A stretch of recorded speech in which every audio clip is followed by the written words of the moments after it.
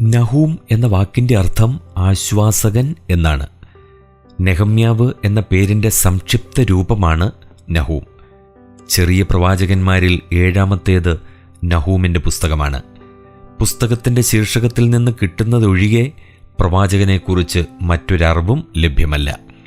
എൽക്കോശ്യനായ നഹൂമിൻ്റെ ദർശന പുസ്തകമെന്നാണ് പുസ്തകം ആരംഭിക്കുന്നത്.